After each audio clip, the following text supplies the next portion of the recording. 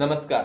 ऐश्वर्याने आता जानकीच्या आईला किडनॅप केलेलं असतं आणि त्याच दबावाखाली ती आता ऋषिकेशशी लग्न करू इच्छित असते. त्यामुळे ती डायरेक्ट बोलते की मला ऋषिकेशजवळ लग्न करायचं आहे आणि जर माझं आणि ऋषिकेशचं लग्न नाही झालं तर ह्या जानकीला जेलमध्ये जाण्यापासून कोणीही वाचवू शकत नाही. आणि जर जानकीला जेलमध्ये जायचं नसेल तर जानकी आणि ऋषिकेशचा डिवोर्स झाला पाहिजे आणि माझं आणि ऋषिकेशचं लग्न लागलं पाहिजे.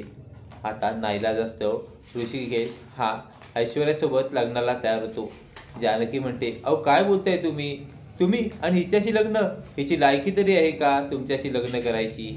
त्यावेळी ऋषिकेश म्हणतो, अगं जानकी, एक गोष्ट लक्षात घे, तुझी आई तिच्या ताब्यात आहे आणि तुझी आई महत्त्वाची आहे. इकडे तू महत्त्वाची आहेस. त्यापेक्षा मला हिच्याशी लग्न केलेलं परवडेल. आता ऋषिकेशच तयार आहे म्हटल्यावर ऐश्वर्या खूपच खुश झालेली असते. ऐश्वर्या आता खुशीत म्हणते, मग लवकरात लवकर तुमच्या डिवोर्सचे पेपर आता तयार करते. आणि ऐश्वर्या इकडे डिवोर्सचे पेपर तयार करण्यासाठी सांगते. इकडे ऐश्वर्याने सांगितल्याप्रमाणे डिवोर्सचे पेपर तयार झालेले असतात.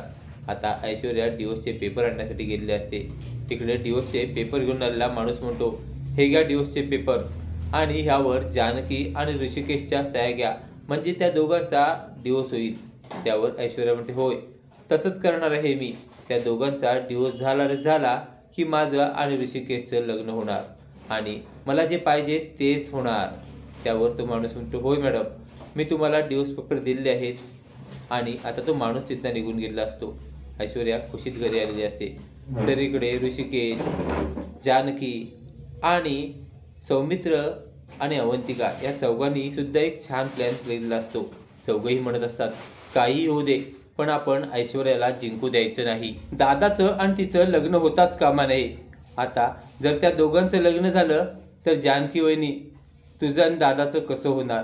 त्यावर जानकी म्हणते, काही काळजी करू नका सौमित्र भाऊजी, तिचं आणि यांचं लग्न होणारच नाही. तर आता संध्याकाळी ऐश्वर्या ही घरी आलेली असते. ती ऋषिकेश आणि जानकीचे डिवोर्स पेपरवर साईन करून घेते आणि त्यांचा डिवोर्स झाला असं समजून ती म्हणते, आता उद्याच आपण दुसरं लग्न करूया. ऐश्वर्याचं बोलणं ऐकून आता जानकीला खूपच वाईट वाटलं असतं. जानकी देवाजवळ जाते आणि म्हणते, देवा, या दोघांचं लग्न होता कामा नये आणि माझी आई जिथे कुठे आहे तिला तिथनं सोडव आणि ती घरात येऊ दे. मग मी हिचं काय करायचं ते करते बरोबर. आता इकडे दुसऱ्या दिवशी लग्नाची तयारी झालेली असते. आता लग्नाची तयारी झाल्यावर इकडे ऐश्वर्या खूपच खुशीत असते, कारण तिच्या मनासारखंच सगळं घडत असतं. आता लग्नाचा सर्व विधी पार पडलेला असतो. ऋषिकेश हा ऐश्वर्याला आता मंगळसूत्र घालणार असतो. तेवढ्यात जानकीची आई लताबाई तिथे आलेली असते आणि ती बघते आणि म्हणते, थांबा. लताबाईंचा आवाज ऐकतात सगळेच मागे बघतात. आता लताबाई पुढे येतात आणि म्हणतात, काय करताय ऋषिकेशराव? अहो तुम्ही या ऐश्वर्याशी लग्न करताय? अहो या ऐश्वर्यानेच मला किडनॅप करून ठेवलं होतं आणि नुसतं किडनॅप नव्हतं केलं तर मला मारण्याची सुपारी पण दिली होती. मला मारण्यासाठी सांगितलं होतं, पण मी कशीकडे धावपळ करून त्यातनं सुटून आली आहे. आता हे ऐकतात जानकीला खूपच राग येतो. जानकी पुढे येते आणि ऐश्वर्याचं थोबाड फोडते. असेच मालिकेचे नवनवीन अपडेट पाहण्यासाठी व्हिडिओला लाईक आणि चॅनलला सबस्क्राईब करायला विसरू नका. थँक्यू.